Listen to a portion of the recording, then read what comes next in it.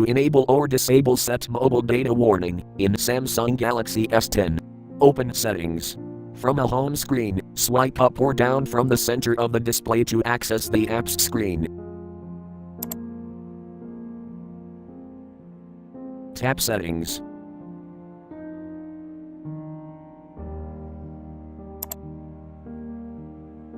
Tap Connections.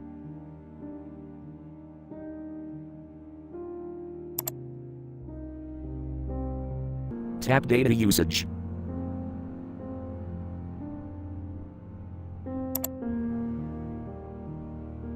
Enable mobile data. Tap mobile data switch until blue.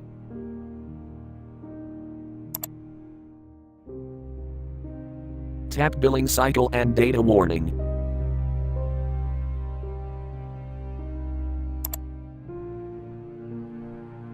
Tap set data warning switch until blue to enable, or tap until gray to disable.